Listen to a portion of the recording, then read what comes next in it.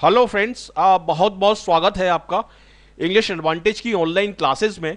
Friends, इस video में मैं आपको डबल फिलर्स के बारे में बताऊंगा, जो कि एक तरीके से वोकेबलरी का ही टेस्ट होता है, क्लोज टेस्ट की तरह। और ये आपके सभी बैंकिंग एग्जाम्स के लिए और एसएससी सीजीएल के लिए और बैंक पीओ के एग्जाम्स के लिए बहुत ही इंपॉर्टेंट है, क्योंकि इसमें बहुत सारे वर्ड्स मैं आपको बताऊंगा और क्या ट्रिक्स हैं, हम किस तरीके से इनको जल्दी से जल्दी सॉल्व कर सकते हैं, वो भी बताऊंगा। तो इसलिए प्लीज़ इस वीडियो को पूरा एंड तक देखिए, इसको बीच में स्किप मत करिए, ये बहुत इंपॉर्टेंट रहेगा आपके लिए। और ये वीडियो हिंदी में रहेगा, और इसका इंग्लिश वर्जन आप देखना चाहते हैं तो इंग्लिश की प्लेलिस्ट में जाके आप डेफिनेटली देख सकते हैं। जो इंग्लिश मीडियम के स्टूडेंट्स हैं वो इंग्लिश की प्लेलिस्ट में जाके इसको देख सकते हैं। तो चलिए शुरुआत करते हैं। देखिए, आपके जो डबल फ्लर्स आएंगे बैंक पीओ में, आईबीपीएस बैंक पीओ में, वो इस तरीके से आएंगे। 5 या 10 नंबर के डेफिनेटली आएंगे, और दोनों ही एग्जाम में आएंगे, प्री में भी आएंगे और मेंस में भी आएंगे। देखिए, ये क्वेश्चन दिया है, इसमें 2 फिलअप्स हैं और ये यहाँ पर 5 ऑप्शंस दिए हुए हैं। इसमें बैंकिंग एग्जाम में 5 ऑप्शंस रहते हैं, और जो एसएससी सीजीएल के एग्जाम होते हैं उसमें सिंगल फिलर ही होता है, और उसमें 4 ऑप्शन होते हैं। तो चलिए मैं पढ़ता हूं इस सेंटेंस को। टेलीकॉम रेगुलेटर ट्राई, इसका आपने नाम सुना होगा सभी ने, TRAI telecom regulatory authority of India has asked Reliance communications to keep services of free basics in blank till the issue on differential pricing is out.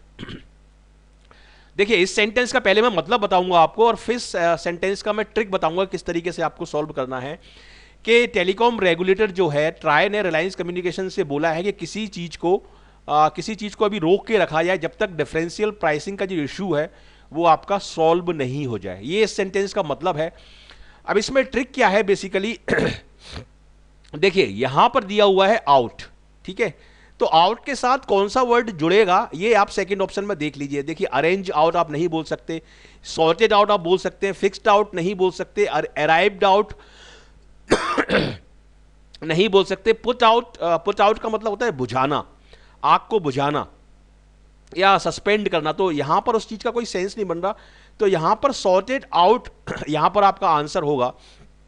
Sorted out मैंने क्यों बताया यहां पर, क्योंकि यहां पर हम बात कर रहे हैं एक इशू की, ठीक है। तो इशू को हम सॉर्ट आउट करेंगे, हम उसको सॉल्व करेंगे, हम उसको अरेंज नहीं करेंगे। चलिए, फिक्स हम बोल सकते हैं लेकिन फिक्स्ड आउट नहीं होगा। फिक्स हम बोल सकते हैं लेकिन फिक्स्ड आउट नहीं होगा। अराइव्ड आउट नहीं हो सकता और पुट आउट नहीं हो सकता कि इशू इज पुट आउट, कि इशू को पुट आउट कर दिया, मतलब कोई सेंस नहीं बन रहा। तो यहां पर आपका आंसर होगा सॉर्टेड आउट, ठीक है। और यहां पर ये एवियंस, इसका मतलब क्या है? एवियंस का मतलब भी सस्पेंड के लिए ही होता है। किसी भी एक्टिविटी को हम होल्ड पर रखते हैं, सस्पेंड करके रखते हैं, इसलिए हम उसके लिए एवियंस वर्ड लगाते हैं। तो देखिए, यहां पर telecom regulator TRAI has asked Reliance communications to keep services of free basics in abeyance. In abeyance का मतलब है कि उसको सस्पेंड करके रखा जाए, उसको होल्ड पर रखा जाए, till the issue on differential pricing is sorted out. जब तक डिफरेंशियल प्राइसिंग का जो इशू है वो सॉर्ट आउट नहीं हो जाता, सॉल्व नहीं हो जाता, उसको एबियंस पर रखा जाए। और एबियंस के साथ इन वर्ड भी आता है। ये जो इन वर्ड है ये एबियंस के साथ आता है, ठीक है। अगर मैं यहां पर सस्पेंशन लगाता तो मैं बोलता कि कीप इट सस्पेंडेड, ठीक है। कीप इट सस्पेंडेड वर्ड ज्यादा प्रॉपर होता है यहां पर। तो यहां पर आपका आंसर होगा एबियंस, इन एबियंस। और एबियंस का मतलब क्या है? देखिए, स्टेट ऑफ टेम्परेरी डिसयूज और सस्पेंशन। तो ये मीनिंग मैंने इसलिए दिया है क्योंकि ये मीनिंग आपका सिनोनिम एंटोनिम्स में डेफिनेटली आ सकता है। सेंटेंस अरेंजमेंट में इसको पूछ सकते हैं आपको, और क्लोज टेस्ट में ये काम में आ सकता है आपके, और सिनोनिम एंटोनिम्स में डेफिनेटली काम में आ सकता है, और सभी तरीके के फिलअप्स में ये वर्ड रीडिंग कॉम्प्रिहेंशन में भी बहुत यूज होता है, एबियंस। तो ये वर्ड एक मल्टीपर्पज वर्ड है, सभी जगह यूज होता है, तो इसको आप ध्यान से देखिए। इन एवियंस का मतलब होता है in suspension, to keep something suspended for some time, ठीक है। तो यहां पर चूंकि आउट के साथ मुझे सॉर्टेड वर्ड एकदम प्रॉपर लगा, तो इसलिए इसका ये आंसर होगा। फिक्स्ड आउट, अरेंज और ये वर्ड नहीं जुड़ रहे हैं। तो इस तरीके से आपको प्रीवियस वर्ड और फॉलोइंग वर्ड देखना है, और उसके साथ फिर आपको ट्रिक लगा के सॉल्व करना है। जैसे मैंने इशू के साथ जोड़ा, जैसे हम इशू को नॉर्मली सॉर्ट आउट करते हैं, सॉल्व करते हैं, और यहां पर आउट भी पहले से दिया हुआ है, तो यहां पर सॉर्ट आउट वर्ड जो है वो एकदम अप्रोप्रिएट रहेगा। तो ये इसमें आपका सेकंड आंसर होगा इसमें फर्स्ट क्वेश्चन में। सेकंड देखिए, सेकंड में क्या बोल रहे हैं, buses trucks and taxis that are more than 15 years old could themselves being summarily next year in view of the growing pollution in the city। देखिए, यदि आप न्यूज़पेपर पढ़ते हैं तो आपको पता होगा कि 15 साल से पुराने के जितने भी व्हीकल्स हैं उनको उनको हटा रहे हैं सर्कुलेशन में से, ताकि पॉल्यूशन जो है वो कम हो, क्योंकि वो गाड़ियाँ पुरानी हो जाती हैं और बहुत ज़्यादा पॉल्यूट करती हैं वो एनवायरनमेंट को। तो गवर्नमेंट ने सोचा था कि उनको डिस्कार्ड किया जाए, उनको हटाया जाए, नई गाड़ियों को लाया जाए। तो ये सेंटेंस का मतलब है। अब यहां पर देखिए कुड के साथ कौन सा वर्ड आ सकता है। देखिए कुड के साथ यहां पर कुड डिस्कवर ठीक है आ सकता है, कुड प्राइड, क्योंकि प्राइड का कोई मतलब नहीं बन रहा तो प्राइड नहीं आएगा। कुड फाइंड आ सकता है, कुड ट्रबल नहीं आ सकता, कुड बोस्ट नहीं आ सकता। केवल दो वर्ड आ सकते हैं इसमें, फाइंड और डिस्कवर। ठीक है, अब फाइंड और डिस्कवर में से देखिए कौन से वर्ड हमें देखना है। यहां पर बात किसकी हो रही है, यहां पर बात हो रही है डिस्कार्ड होने की, उसको हटाने की। ठीक है, तो डिस्कार्ड वर्ड इसमें आ रहा है, लेकिन इसमें प्राइड वर्ड नहीं जा रहा। Pride themself, buses trucks and taxi that are more than 15 years old could pride themself, कोई सेंस नहीं बन रहा। मतलब प्राइड देमसेल्फ का मतलब तो ये होगा कि अपने आप पर गर्व करना या अपने आप पर अभिमान होना, तो उस चीज का तो कोई सेंस नहीं बन रहा यहां पर, तो प्राइड यहां पर नहीं आएगा। सेकंड में डिस्कार्डेड आ सकता है, लेकिन चूंकि प्राइड इनएप्रोप्रिएट है तो पूरा पूरा ऑप्शन ये इनएप्रोप्रिएट हो जाएगा। अब देखिए डिस्कवर, ठीक है, तो सेकंड ऑप्शन में क्या हो रहा है, हम डिस्कार्ड करने की बात कर रहे हैं तो एक्सेप्टेड वर्ड नहीं आएगा। Could find themself summarily, summarily का मतलब होता है तुरंत। ठीक है, summarily accepted next year in view of the growing pollution in the city. मतलब सिटी में यदि पॉल्यूशन बढ़ रहा है तो हम पुराने व्हीकल्स को एक्सेप्ट थोड़ी करेंगे, हम तो उनको डिस्कार्ड करेंगे। तो इसलिए ये वाला जो ऑप्शन है ये नहीं आएगा। ठीक है, ट्रबल नहीं आएगा, बोस्ट नहीं आएगा। तो अब इसमें कौन सा ऑप्शन बचा, अब इसमें थर्ड ऑप्शन बचा और यही इसका सही आंसर होगा। देखिए, buses trucks and taxis that are more than 15 years old could find themselves being summarily euthanised next year in view of the growing pollution in the city. देखिए, यहां पर यूथनाइज्ड का मतलब वैसे इच्छा मृत्यु होता है, या यूएस वगैरह में जो स्ट्रे एनिमल्स होते हैं, एक्स्ट्रा एनिमल्स होते हैं, उनको हम उनको किल कर देते हैं, उनको मार देते हैं, उसके लिए ये वर्ड यूज होता है। यूथेनाइजेशन का मतलब इच्छा मृत्यु भी होता है। तो यहां पर यूथेनाइज्ड का मतलब है कि डिस्कार्ड के सेंस में ही ये वर्ड यूज हो रहा है, कि उनको हटा देंगे, उनको डिस्कार्ड कर देंगे। और फाइंड वर्ड भी बिल्कुल सही जा रहा है। तो इसलिए यहां पर आपका ऑप्शन होगा, मतलब आपका जो आंसर होगा वो थर्ड आपका आंसर होगा, ये वाला आंसर होगा।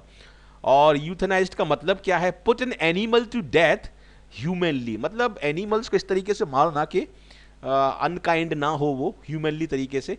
Older dogs may find loving homes instead of being euthanised. बिल्कुल सही बात है ये, कि उनके लिए अगर होम्स बना दिए जाएं, लविंग होम्स, उनको मारा नहीं जाए, तो वो चीज़ एक अच्छी हो सकती है। तो ये सेंटेंस में बोला गया है। ठीक है, तो आपको इस तरीके से शब्दों को कोरिलेट करना है। जैसे यहां पर फाइंड देमसेल्फ, फाइंड देमसेल्फ बिल्कुल प्रॉपर लग रहा है यहां पर। ठीक है, तो इसलिए फाइंड यहां पर एकदम प्रॉपर वर्ड है। डिस्कवर देमसेल्फ भी होता है, लेकिन डिस्कवर के साथ फिर एक्सेप्ट वर्ड नहीं जा रहा है। तो इसलिए यहां पर आपका आंसर ये थर्ड वाला जो है, ये आपका आंसर यहां पर, ये आपका आंसर होगा। और ये मैंने मीनिंग्स दिए हैं, ये वाला जो वर्ड है इनको आप ध्यान से पढ़िए, क्योंकि इस तरह के वर्ड वन वर्ड सब्स्टिट्यूशन में भी पूछे जा सकते हैं एसएससी एग्जाम में। तो ये वन वर्ड सब्स्टिट्यूशन में डेफिनेटली पूछा जा सकता है, और इसका एक्सप्लेनेशन यहाँ पर दिया हुआ है। ये इसका एक्सप्लेनेशन दिया हुआ है कि आपको बोल देंगे कि put an animal to death humanely, इसका क्या मतलब है, तो उसका आपका ये ऑप्शन हो जाएगा। तो ये मल्टीपर्पज है वीडियो, पूरा आप एंड तक देखिए। चलिए नेक्स्ट सेंटेंस देखते हैं। Internet blank Le TV has launched its superphones build as the world first smartphone with mirror surfaced fingerprint recognition technology। यहां पर किसी चीज के लॉन्च होने की बात हो रही है। ठीक है, और लॉन्च हम किसी भी प्रोडक्ट को करते हैं, और प्रोडक्ट कैसा हो सकता है, प्रोडक्ट लास्ट नहीं हो सकता, प्रोडक्ट प्रोग्राम नहीं हो सकता, प्रोडक्ट फ्लॉप हो सकता है, प्रोडक्ट लीडिंग हो सकता है। लेकिन यहां पर हम ऐसे प्रोडक्ट जो फ्लॉप हो उसको लॉन्च क्यों करेंगे, तो ये वर्ड तो बिल्कुल नहीं आएगा। फ्लॉप प्रोडक्ट को हम लॉन्च नहीं करेंगे, प्रोग्राम को हम लॉन्च नहीं करेंगे, और लास्ट भी वर्ड नहीं आ रहा है यहां पर। देखिए, प्रोडक्ट जो होता है वो फ्लैगशिप हो सकता है। फ्लैगशिप का मतलब होता है मेन प्रोडक्ट या सबसे बेस्ट प्रोडक्ट किसी भी कंपनी का या किसी भी ऑर्गेनाइजेशन का। तो यहां पर देखिए, internet conglomerate LED TV has launched its flagship super phones built as the world first smartphones with mirror surface fingerprint recognition technology. मतलब एक कंपनी है, एक कॉन्ग्लोमरेट है, वो एक कंपनी एक प्रोडक्ट को लॉन्च कर रहा है और वो प्रोडक्ट कैसा है, फ्लैगशिप है, मतलब उस कंपनी का सबसे बेस्ट प्रोडक्ट है, उसको वो लॉन्च कर रहा है और उसमें ये एक पर्टिकुलर टेक्नोलॉजी का यूज हुआ है। तो उसमें इसलिए इसमें आपका ये आंसर सही होगा। अब देखिए ये वाला आंसर भी हो सकता है इंटरनेट कंपनी, ठीक है, इंटरनेट के साथ कंपनी वर्ड जा रहा है, लेकिन internet company LED TV has launched its flop superphones. मैं ऐसे नहीं बोलूंगा कि उसने उस कंपनी ने अपने फ्लॉप सुपरफोन को लॉन्च किया, कोई मतलब ही नहीं बन रहा। ये बन सकता है कि internet giant LED TV has launched its leading superphones. Leading superphone इसलिए नहीं लाएगा क्योंकि वो लीडिंग तो तब बनेगा ना जब आप उसको लॉन्च कर चुके होंगे, अभी तो वो लीडिंग है ही नहीं, तो इसलिए ये ऑप्शन भी नहीं आएगा इसमें, आपका ये ऑप्शन गलत है। और क्लस्टर, इंटरनेट क्लस्टर कोई वर्ड ही नहीं है, इंटरनेट एंटिटी कोई मतलब ही नहीं बनेगा यहां पर, तो ये आपका आंसर होगा ये थर्ड वाला। कॉन्ग्लोमरेट क्या है, ये आपका सिनोनिम एंटोनिम में पूछा जा सकता है, बहुत इंपॉर्टेंट वर्ड है। A thing consisting of a number of different and distinct parts or items that are grouped together, ठीक है। The earth is a specialised conglomerate of millions of organism, ये बिल्कुल सही है। कॉन्ग्लोमरेट का मतलब होता है अमलगमेशन या मिक्सचर ऑफ डिफरेंट थिंग्स। तो इंटरनेट कॉन्ग्लोमरेट का मतलब है एक बड़ी कंपनी जिसमें बहुत सारी चीजें जिसमें बिकती हैं, बहुत सारी चीजें बनती हैं, उसको हम बोलेंगे इंटरनेट कॉन्ग्लोमरेट। और फ्लैगशिप होता है मेन प्रोडक्ट। देखिए the ship in a fleet which carries the commanding admiral, एक ये भी इसकी डेफिनेशन है। द बेस्ट और मोस्ट इंपॉर्टेंट थिंग ओन्ड और produced by a particular organisation, ये भी इसका मतलब है जो किसी भी कंपनी का बेस्ट प्रोडक्ट होता है उसको हम बोलते हैं फ्लैगशिप प्रोडक्ट। तो ये इसका मतलब है। The bill is the flagship of the government's legislative program, ये मी नहीं है, यहां पर मी गलत दिया हुआ है, प्रोग्राम। तो यहां पर एक गवर्नमेंट का जो लेजिस्लेटिव प्रोग्राम है उसमें जैसे जीएसटी बिल आया है, वो एक फ्लैगशिप उनका लेजिस्लेचर हो सकता है, फ्लैगशिप बिल हो सकता है। फ्लैगशिप का मतलब है मेन। चलिए नेक्स्ट देखते हैं। On black money had led two of undisclosed income of over 16,000 crore since मार्च 2014। इस सेंटेंस का मतलब यह है कि हमने कोई कार्रवाई की और उसकी वजह से इतना सारा पैसा सामने आया जो कि ब्लैक मनी था। इस सेंटेंस का एक रफ आइडिया मैं अगर निकालूं तो ये इसका मीनिंग निकल रहा है। तो इसमें से क्या वर्ड आ सकता है यहां पर देखिए ऑफ अनडिस्क्लोज्ड इनकम, यहां पर अनडिस्क्लोज्ड इनकम की बात हो रही है, तो यहां पर कौन सा वर्ड आ सकता है? फेलियर नहीं आ सकता, डिटेक्शन आ सकता है, अनअर्थिंग आ सकता है, एक्सपोज भी आ सकता है, ये सारे ही वर्ड आ सकते हैं। तो ये तो इसमें सारे वर्ड आ सकते हैं सेकंड ऑप्शन में। अब फर्स्ट में देखते हैं। क्लैंप डाउन एक वर्ड होता है, क्रैक डाउन, स्टॉप नहीं आएगा, सप्रेशन नहीं आएगा, रिप्रेशन नहीं आएगा। फर्स्ट में ये दो वर्ड आ सकते हैं, क्लैंप डाउन और क्रैक डाउन। ये दो वर्ड क्यों आ सकते हैं? क्योंकि क्रैक डाउन या क्लैंप डाउन का मतलब होता है a series of severe measures to restrict undesirable और इलीगल पीपुल और बिहेवियर। मतलब जैसे गवर्नमेंट या पुलिस जब कार्रवाई करती है, अपना छापा डालती है, तो बहुत सारे सीवियर एक्टिविटीज करती है, उसको हम बोलते हैं क्रैक डाउन। क्लैंप डाउन भी उसके लिए वर्ड होता है, लेकिन क्रैक डाउन उसके लिए बहुत कॉमन वर्ड है, ठीक है। तो इसमें a crackdown on black money had led to detection of undisclosed income of over 16,000 crore since March 2014।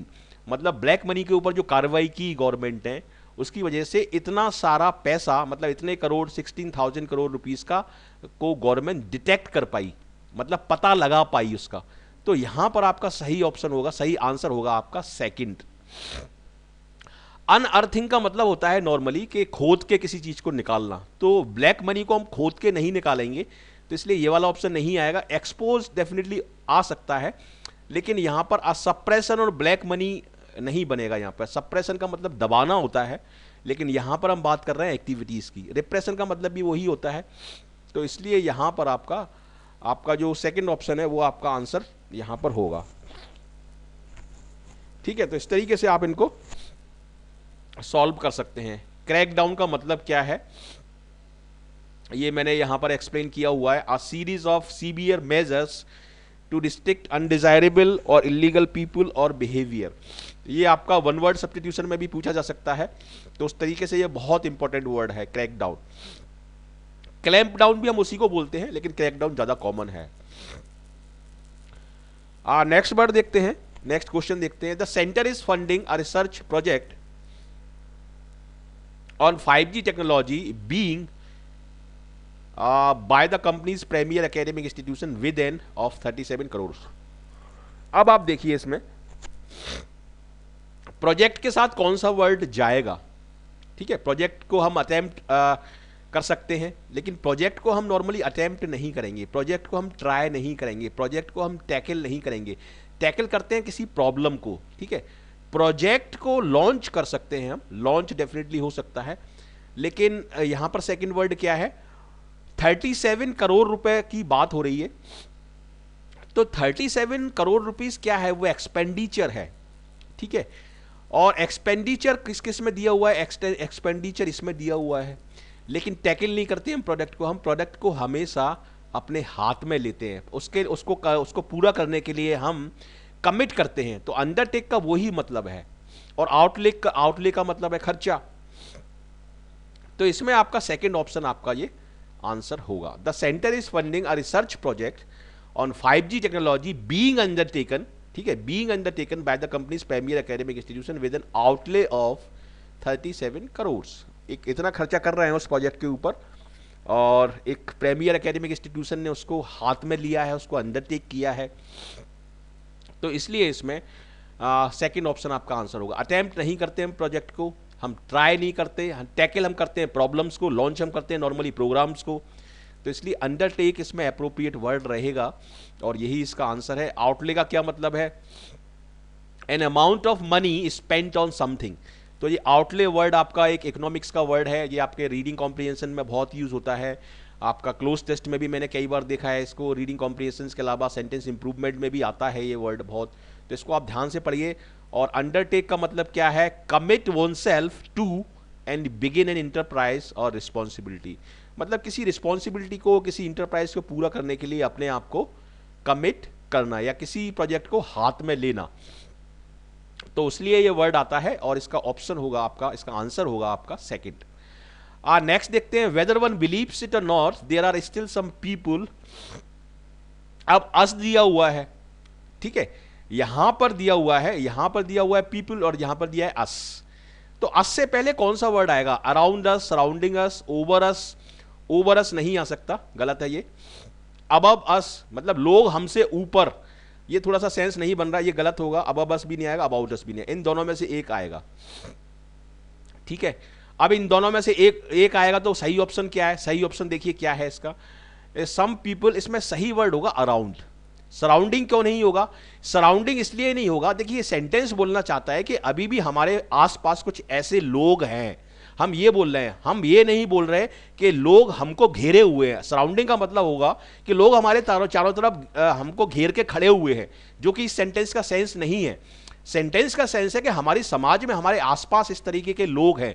तो उसको एक्सप्रेस करने के लिए यहां पर सही वर्ड होगा around. Whether one believes it or not, there are still some people around us who could have become powerful both in strength and in financial means. Neither का इसमें सेंस नहीं बनेगा, क्योंकि ये एक पॉजिटिव सेंटेंस है, और हम बोलना चाह रहे हैं कि अभी भी हमारे समाज में कुछ इस तरह के लोग हैं जो स्ट्रेंथ में और फाइनेंशियल मीन्स में पावरफुल बन सकते थे। तो नीदर का यहां पर सेंस नहीं बनेगा, और बोथ का भी यहां पर बिल्कुल सही सेंस बन रहा है, क्योंकि यहां पर दो चीजें दी है, एक स्ट्रेंथ दी है और एक फाइनेंशियल मींस दी है। तो दो चीजें दी है, तो दो चीजों को बताने के लिए हम बोथ वर्ड का यूज करते हैं। तो यहां पर आपका ये एकदम इसमें एब्सोल्युटली राइट आंसर है इसमें। ठीक है, तो आपका आंसर होगा इसमें फर्स्ट। वेदर वन बिलीव्स और इट और नॉट, चाहे कोई विश्वास करे या ना करे, लेकिन अभी भी हमारे समाज में हमारे आसपास इस तरह के लोग हैं जो स्ट्रेंथ में और फाइनेंशियल मींस में पावरफुल बन सकते थे। ये सेंटेंस का मतलब है, और इसका आंसर होगा आपका first. Every time Vidya Balan went about repeating entertainment, audiences at award function went into blank as if Voltaire had from his grave. देखिए इस सेंटेंस का मतलब क्या है, इस सेंटेंस का मैं आपको सारे मीनिंग बता देता हूं। वोल्टेयर एक इंग्लिश लिटरेचर में बहुत बड़े पोइट हैं वोल्टेयर। विद्या बालन आप सभी लोग जानते होंगे, उनकी एक फिल्म आई थी डर्टी पिक्चर, और उसमें उन्होंने डायलॉग दिया था कि एंटरटेनमेंट एंटरटेनमेंट एंटरटेनमेंट, या उन्होंने बोला था कि कोई भी पिक्चर कोई भी मूवी केवल 3 चीज़ों की वजह से हिट होती है, और वो है एंटरटेनमेंट एंटरटेनमेंट और एंटरटेनमेंट। ये उनका एक बहुत फेमस डायलॉग था। तो यहां पर बात किसकी हो रही है? यहां पे बात हो रही है कि जब भी विद्या बालन स्टेज पर आती है अवार्ड फंक्शंस में, तो सारे लोगों को कुछ हो जाता है, और फिर वोल्टेयर से रिलेटेड एक वर्ड यहां पर चाहिए। तो every time Vidya Balan went about repeating entertainment entertainment entertainment, audiences at award function bent into, आप देखिए एंजॉय यहां पर इसलिए नहीं आएगा क्योंकि एंजॉयमेंट यहां पर आपको नाउन चाहिए। यहां पर आपको वेंट इनटू समथिंग, तो वो समथिंग क्या है? समथिंग नाउन होगी तो वर्ब तो होगी नहीं, तो इसलिए आपका ये कट जाएगा, एंजॉय नहीं होगा यहां पर। डार्क भी नाउन नहीं है। हेलुसिनेशन, रैप्चर्स और साइलेंस ये तीनों नाउन है, तो इन तीनों में से एक वर्ड आएगा, ठीक है। तो यहां पर जब भी विद्या बालन स्टेज पर आके बोलती है तो सारे लोग खुशी से बहुत पागल हो जाते हैं। तो अपन को खुशी वर्ड यहां पर चाहिए, उसका सेंस, क्योंकि साइलेंस तो होंगे नहीं लोग, जब वो कोई डायलॉग देगी स्टेज पे जाके तो लोग साइलेंस क्यों होंगे? साइलेंस होने का कोई मतलब ही नहीं है। और हेलुसिनेशन का मतलब होता है कि कोई चीज एक क्या बोलते हैं जिसको जिसको हिंदी में बोलते हैं दृष्टि भ्रम। कोई चीज वहां पर नहीं है लेकिन आपको वो दिखाई दे रही है, जैसे डेजर्ट्स में मृग तृष्णा होती है, ठीक है, वो चीज वहां पर नहीं है और आपको दिखाई दे रही है, तो उसको हेलुसिनेशन बोलते हैं। तो हेलुसिनेशन वर्ड यहां पर इनएप्रोप्रिएट है, और साइलेंस वर्ड भी यहां पर इनएप्रोप्रिएट है, ठीक है। तो यहां पर आपका आंसर होगा सेकंड, क्योंकि रैप्चर्स का मतलब होता है एक्सटेसी, खुशी के मारे पागल हो जाना, बहुत ज्यादा खुश हो जाना, ठीक है। और क्विप्ट का मतलब होता है कि रिमार्क करना, एक विटी रिमार्क करना। तो इसका इसका मतलब क्या है इस सेंटेंस का? अगर मैं ये दोनों ऑप्शंस इसमें डाल दूं तो इस सेंटेंस का मतलब क्या निकलेगा? इस सेंटेंस का मतलब निकलेगा कि every time Vidya Balan went about repeating entertainment entertainment entertainment, audiences at award functions went into raptures as if Voltaire had quipped from his grave। इसका मतलब यह है कि जब भी विद्या बालन स्टेज पर आकर ये डायलॉग देती है तो ऐसा लगता है कि वोल्टेयर ने एक बहुत खूबसूरत सा कमेंट किया है, एक बहुत विटी रिमार्क किया है। क्विप का मतलब है मेक द विटी रिमार्क, तो इसमें आपका सेकंड ऑप्शन इसमें बिल्कुल सही होगा। हेलुसिनेशन का मैं आपको मतलब बता चुका हूं, एक दृष्टि भ्रम होता है, an experience involving the apparent perception of something not present, कोई चीज प्रेजेंट नहीं है और वो आपको दिखाई दे रही है। She continue to suffer from horrific hallucination, तो ये वर्ड आपका डेफिनेटली वन वर्ड सब्स्टिट्यूशन के लिए बहुत इंपॉर्टेंट वर्ड है ये, इसको आप ध्यान से पढ़िए। क्विप्ड का मतलब है make a witty remark. Flattery will get you nowhere, he quipped, मतलब उसने एक रिमार्क किया कि फ्लैटरी जो है, चापलूसी या चमचागिरी, वो आपको कहीं भी नहीं ले जाएगी, उससे आपको कोई सक्सेस नहीं मिलेगी, ये उसने रिमार्क किया। तो फ्लैटरी का मतलब होता है चमचागिरी करना या चापलूसी करना या बटरिंग करना, और इसके लिए एक वर्ड और है सिकोफेंट, SYCOPHANT। तो मैं काफी सारे वर्ड्स भी आपको बता रहा हूं जो सिनोनिम एंटोनिम्स में, रीडिंग कॉम्प्रिहेंशन में, क्विज टेस्ट में आपके लिए बेहद यूजफुल रहेंगे। तो इन सारे वर्ड्स को आप ध्यान से देखिए और ध्यान से समझिए। नेक्स्ट वर्ड देखिए, healthy scepticism a vital for any journalist has given to credibility. देखिए इस यहां पर ट्रिक क्या लगाएंगे, यहां पर दिया है वाइटल वर्ड और यहां पर दिया है जर्नलिस्ट वर्ड, ठीक है। तो जर्नलिस्ट को वाइटल से आपको कनेक्ट करना है, मतलब यहां पर हम बात कर रहे हैं किसी क्वालिटी की, किसी ट्रेट की जो कि जर्नलिस्ट में होनी चाहिए, और वो चीज एक जर्नलिस्ट के लिए वाइटल हो सकती है, ठीक है। तो कोई भी ऐसी क्वालिटी जो किसी व्यक्ति में होती है, जर्नलिस्ट एक व्यक्ति है, तो कोई भी ऐसी क्वालिटी जो किसी व्यक्ति में होती है या होना चाहिए, कोई भी ऐसा कैरेक्टरिस्टिक, तो उसको हम बोलते हैं एट्रीब्यूट या उसको हम बोलते हैं ट्रेट, TRAIT, ठीक है। तो इसलिए इसमें ये वाला आंसर आपका सही होगा। देखिए विद इन सेकेंड्स मैंने इसका आंसर आपका निकाल दिया, और ये आंसर मैंने निकाला केवल ट्रिक से, इन दोनों वर्ड्स को कोरिलेट करके, ठीक है। फैक्टर नहीं होता, यदि मैं फैक्टर लगा दूं a vital factor for any journalist, ठीक है। फैक्टर वर्ड नॉर्मली इस तरीके से यूज नहीं होता। फैक्टर या तो मैथ्स में यूज होता है या फिजिकल चीजों में यूज होता है फैक्टर, ठीक है। प्राइस फैक्टर या इस तरह से मैं बोल सकता हूँ प्राइस फैक्टर, ये फैक्टर वर्ड नहीं आएगा। पर्सनैलिटी के साथ एट्रीब्यूट या ट्रेट वर्ड जुड़ता है। और अगर मैं फैक्टर लगा भी दूं तो given up to credibility, given up to credibility का कोई सेंस नहीं बनेगा। और गिवन अप अगर मैं लगा भी दूं तो यहां पर गिवन अप के बाद टू नहीं आता, ठीक है। गिवन वे के बाद टू आता है हमेशा। गिवन वे टू समथिंग मतलब उस चीज ने, एक पर्टिकुलर चीज ने उस चीज को रिप्लेस कर दिया है। देखिए इस सेंटेंस का मतलब क्या है। इस सेंटेंस का मतलब यह है कि हेल्दी स्केप्टिसिज्म, स्केप्टिसिज्म भी एक बहुत अच्छा वर्ड है आपके सिनोनिम एंटोनिम्स के लिए। स्केप्टिसिज्म का मतलब है हर चीज पर डाउट करना, ठीक है। सस्पिशन से रिलेटेड वर्ड है ये, डाउट करना। तो एक जर्नलिस्ट की एक अच्छी क्वालिटी है, एक अच्छा एट्रीब्यूट है कि वो किसी भी घटना को एक स्केप्टिसिज्म की नज़र से देखे, एक डाउट की नज़र से देखे। मतलब जो कहा जा रहा है केवल उसी पर विश्वास ना करके वो एक ऑब्जेक्टिव ओपिनियन बनाए किसी भी चीज़ के बारे में। तो इसका ये मतलब है, तो healthy scepticism a vital attribute for any journalist has given way to credibility. जो जर्नलिस्ट के अंदर एक हेल्दी स्केप्टिसिज्म की जो क्वालिटी है उसने क्रेडिबिलिटी बना दी है जर्नलिस्ट की फील्ड में, एक क्रेडिबिलिटी बना दी है। क्रेडिबिलिटी को एक क्रेडिबिलिटी के लिए एक रास्ता खोल दिया है, गिवन वे टू, ठीक है। तो गिवन के बाद वे आएगा और वे के बाद हम हमेशा टू लगाते हैं, तो इसलिए गिवन अप वर्ड नहीं आएगा। रोल थिंग और ये वर्ड इनएप्रोप्रिएट है। तो देखिए मैंने किस तरीके से ये सारे मैं आंसर्स को आपको बता रहा हूं और आपको मैं सारा ट्रिक्स बता रहा हूं, और इन्हीं ट्रिक्स को आपको यूज करना है आपके एग्जाम में। देखिए एट्रीब्यूट का मतलब क्या है, अ क्वालिटी ऑफ फीचर, देखिए फीचर अच्छा वर्ड है, अ क्वालिटी और feature regarding as a characteristic और इनहेरेंट पार्ट ऑफ समवन और समथिंग, इसको हम बोलते हैं एट्रीब्यूट। और इसके लिए एक वर्ड और है ट्रेट, TRAIT। और गिव वे का क्या मतलब है, गिव वे का मतलब है रिप्लेस्ड और सुपरसीडेड बाय, किसी चीज के द्वारा सुपरसीड कर देना या उससे रिप्लेस कर देना। तो इसका आंसर होगा आपका फर्स्ट। नेक्स्ट देखते हैं, केजरीवाल के बारे में है ये sentence. Kejriwal's about all kind of people became more and more blank, and even if there was a grain of truth in any of them, there was just no evidence। मतलब केजरीवाल ने जो लोगों के बारे में कहा वो ज़्यादा से ज़्यादा बाद में उनके अंदर कोई एविडेंस नहीं था, कोई ट्रुथ नहीं था, और वो थोड़े से कैसे बनते गए वो आपको यहाँ पर बताना है।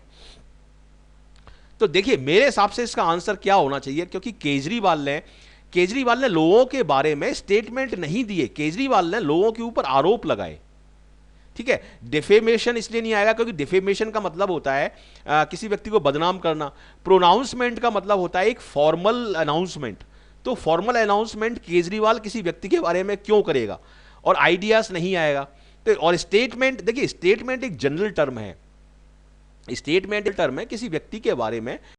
केजरीवाल नॉर्मली जो नेता लोग होते हैं वो एक व्यक्ति दूसरे व्यक्ति के ऊपर आरोप लगाता है, वो स्टेटमेंट नहीं देता। स्टेटमेंट तो हम इंसिडेंट के बारे में देंगे या किसी घटना के बारे में देंगे या कोई सिचुएशन के बारे में हम स्टेटमेंट देंगे, ठीक है। लोगों के ऊपर जो लीडर्स होते हैं वो नॉर्मली आरोप लगाते हैं एक दूसरे के ऊपर। तो यहां पर एलिगेशन जो वर्ड एकदम एप्रोप्रिएट है, और चूंकि फर्स्ट वर्ड के बारे में मैं कॉन्फिडेंट हूं इसलिए वर्ड अपने आप आंसर निकल के आ जाएगा।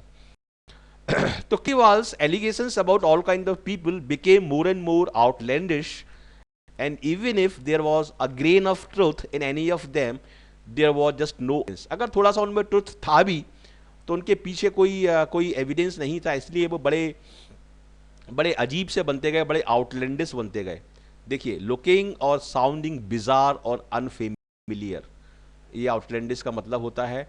और स्केदिंग का मतलब होता है कॉर्नफुल और सीवियरली क्रिटिकल, ठीक है। तो यहां पर आपको ये दो वर्ड और मिल गए आपको। ये आउटलैंडिश का मतलब होता है लुकिंग और साउंडिंग बिजार और अनफेमिलियर, एंड स्केदिंग का मतलब होता है स्कॉर्नफुल और सीवियरली क्रिटिकल, बहुत ज़्यादा क्रिटिकल होना किसी के बारे में, उसको हम बोलते हैं स्केदिंग। तो ये आपके दो वर्ड और मिल गए आपको। और प्रोनाउंसमेंट का मतलब होता है फॉर्मल अनाउंसमेंट, आउटलैंडिश का मतलब बिजार, ठीक है। डिफेमेशन का होता है किसी को नीचा दिखाना, स्टेटमेंट का मतलब होता है वक्तव्य, और एलिगेशन का मतलब होता है किसी के ऊपर आरोप लगाना। तो इसमें आपका सही आंसर होगा आपका 10th देखते हैं। देखिए इसमें क्या लॉजिक लगाऊंगा मैं, क्या ट्रिक लगाऊंगा, आप ध्यान से देखिए इसको। When politicians become and bureaucracy, it is to the media that people turn for some guidance. इस सेंटेंस का मतलब क्या है? इस सेंटेंस का मतलब यह है कि जब जब पॉलिटिशियंस और ब्यूरोक्रेसी दोनों ही बेकार हो जाती हैं, तो जो लोग हैं वो मीडिया की तरफ बड़ी उम्मीद की नज़र से देखते हैं। ये इस सेंटेंस का मतलब है। तो यहां पर देखिए देखिए लॉजिक क्या कह रहा है। लॉजिक ये कह रहा है कि यहां पर भी आपको नेगेटिव वर्ड चाहिए और यहां पर भी नेगेटिव वर्ड चाहिए, क्योंकि सेंटेंस बोल रहा है कि पॉलिटिशियन और ब्यूरोक्रेसी जब दोनों नेगेटिव हो जाते हैं, तब जो जनरल पब्लिक है वो मीडिया की तरफ बड़ी उम्मीद की नज़र से देखती है कि मीडिया अब कुछ करेगी। ठीक है, तो लॉजिक ये कह रहा है कि यहां पर दोनों ही ब्लैंक्स में आपको नेगेटिव वर्ड चाहिए। ठीक है, अब आप देखिए इन ऑप्शंस में से दोनों नेगेटिव वर्ड कहां पर है? दोनों नेगेटिव वर्ड यहां पर है, क्योंकि वीनल का मतलब भी होता है करप्ट और अनरिस्पॉन्सिव भी एक नेगेटिव वर्ड है। देखिए यहां पर करप्ट एक नेगेटिव है लेकिन हेल्पफुल पॉजिटिव है। डिसस्ट्रॉन्ग एक नेगेटिव वर्ड है, स्ट्रॉन्ग पॉजिटिव है। केयरलेस और डिक्टेटर, देखिए ब्यूरोक्रेसी कभी भी डिक्टेटर नहीं हो सकती, क्योंकि डिक्टेटर जो वर्ड है वो एक व्यक्ति के लिए यूज होता है, तो इसलिए ये ऑप्शन यहां पर नहीं आएगा। ठीक है, पावरफुल और ऑटोक्रेट, ऑटोक्रेट भी नहीं हो सकती ब्यूरोक्रेसी, क्योंकि ऑटोक्रेट एक व्यक्ति के लिए यूज होता है। तो ये दोनों ऑप्शन तो वैसे ही चले गए। और इस वाले ऑप्शंस में दोनों नेगेटिव वर्ड हैं। बीनल भी, बीनल का मतलब होता है करप्ट और अनरिस्पॉन्सिव का मतलब भी होता है कि नेगेटिव। तो इसमें ये ऑप्शन आपका ये आंसर होगा, फर्स्ट वाला इसमें आंसर होगा। और मैंने देखिए कितने अच्छे तरीके से आपको समझाया है कि ये वाले ऑप्शंस क्यों नहीं आ सकते। इसमें आपको दोनों नेगेटिव वर्ड चाहिए, यहाँ पर भी नेगेटिव और ये यहाँ पर भी नेगेटिव चाहिए और यहाँ पर भी आपको नेगेटिव वर्ड चाहिए, और दोनों नेगेटिव वर्ड है फर्स्ट ऑप्शन में। तो इसलिए आपका आंसर होगा यहाँ पर फर्स्ट। मतलब जब पॉलिटिशियंस वीनल हो जाते हैं, करप्ट हो जाते हैं और ब्यूरोक्रेसी बिल्कुल अनरिस्पॉन्सिव हो जाती है, तो जो जनरल पब्लिक है वो मीडिया की तरफ बड़ी आंख उठा के देखती है और बड़ी उम्मीद लगा के देखती है। ये इसका मतलब है। वीनल का मतलब क्या है? शोइंग और motivated by susceptibility to bribery, मतलब एक रिश्वत लेने की जो ससेप्टेबिलिटी होती है, जो टेंडेंसी होती है वो उनके अंदर आ जाती है, करप्ट बन जाते हैं ब्यूरोक्रेट्स, तो उसके लिए ये वर्ड यूज हुआ है। Local custom officers are notoriously venal, definitely custom officer जो होते हैं बहुत सभी नहीं लेकिन कभी कभी बहुत सारे कस्टम ऑफिसर काफ़ी वीनल होते हैं, काफ़ी करप्ट होते हैं। तो इसमें फर्स्ट आंसर होगा आपका, फर्स्ट ऑप्शन आपका आंसर होगा। तो इस तरीके से मैंने इस वीडियो में 10 आपके क्वेश्चन लिए हैं और 10 बहुत ही इंपॉर्टेंट क्वेश्चंस लिए हैं, और इसी तरीके के क्वेश्चंस डेफिनेटली आपके आईबीपीएस बैंक पीओ में, एसबीआई बैंक पीओ में और आईबीपीएस क्लर्क जैसे एग्जाम्स में आएंगे। और एसएससी सीजीएल के लिए भी ये बहुत ही यूजफुल है, उसमें सिंगल फिलर आते हैं, लेकिन इससे आपको डेफिनेटली एक आइडिया मिलेगा कि किस तरीके से उनको आपको सॉल्व करना है। और बहुत सारे वर्ड मैंने इसमें आपको बताए हैं, वीनल, हेल्यूसिनेशन और एबियंस, बहुत सारे वर्ड मैंने बताए हैं आपको, तो डेफिनेटली ये बहुत यूजफुल रहेगा आपके लिए। और यहाँ पर मैंने आपके लिए एक नई सीरीज स्टार्ट की है। ये जो वर्ड हैं सारे मेरे वीडियो ट्यूटोरियल्स में यूज हुए हैं। ठीक है, तो मेरे आपने सारे वीडियो ट्यूटोरियल वोकैबुलरी के वो डेफिनेटली देखे होंगे। तो इसमें आपको ये सिनोनिम्स आपको मैच करना है, इससे आपका एग्जाम से पहले एक रिवीजन हो जाएगा। ठीक है, तो ये सिनोनिम्स है, ध्यान से देखिए, ये सिनोनिम्स हैं और आपको इनको मिलाना है। आपका यहाँ पर इनके आपको आंसर लिखते जाना है यहाँ पर। ठीक है, और ये 12 वर्ड हैं और 12 के 12 हाई फ्रिक्वेंसी वर्ड हैं। तो ये पार्ट 1 है और ये है आपका पार्ट 2। यहाँ पर आपको एंटोनिम्स मैच करना है। ये 12 जो इंपॉर्टेंट हाई फ्रिक्वेंसी वर्ड हैं, इनके आपको आंसर यहाँ पर लिखना है। यहाँ पर ए बी सी, यहाँ पर आपको इनके आंसर्स लिखना है। तो ये 24 वर्ड आपके हाई फ्रिक्वेंसी वर्ड हैं, ये सारे आपके रिवाइज हो जाएंगे। और मैंने ऊपर लिखा भी है, to be done by students on their own. इस वीडियो को पॉज करके आपको खुद इनको करना है, क्योंकि मैं एक्सप्लेन करूंगा तो आपका रिवीजन अच्छे तरीके से नहीं हो पाएगा। आपको खुद दिमाग लगाना है, खुद करना है।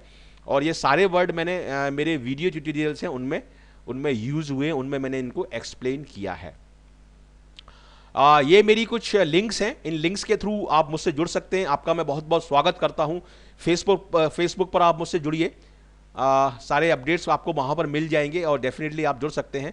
ये इंग्लिश एडवांटेज ग्रुप है, इस ग्रुप में आप फेसबुक पर जुड़ सकते हैं। ये मेरा इंग्लिश एडवांटेज एजुकेशन का पेज है, इसको आप डेफिनेटली प्लीज़ लाइक करिए। वीडियो ट्यूटोरियल जो चैनल है उसका URL है, इसको आप अपने फ्रेंड्स के साथ प्लीज़ ज़रूर शेयर करिए, ताकि आपके फ्रेंड्स को भी ज़्यादा से ज़्यादा फ़ायदा हो, उनका सिलेक्शन हो और उनका भला हो। ये है ट्विटर का मेरा लिंक और ये है लिंक्डइन का।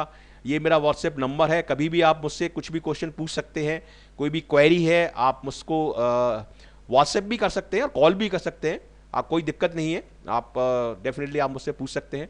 और ये ईमेल आईडी है, इस ईमेल आईडी के थ्रू कोई भी आप क्वेश्चन पूछना चाहते हैं तो डेफिनेटली पूछ सकते हैं, या कोई भी क्वेरी है। तो आपको ये वीडियो कैसा लगा प्लीज़ ज़रूर बताइए, आपको ये यूजफुल लगा है अपने एग्ज़ाम के लिए तो ज़रूर इसको लाइक करिए, अपने ज़्यादा से ज़्यादा फ्रेंड्स के साथ आप इसको शेयर करिए और कमेंट करके मुझे बताइए कैसा लगा। और यदि आप फर्स्ट टाइमर हैं इस चैनल पर तो ज़रूर हमारे साथ जुड़िए।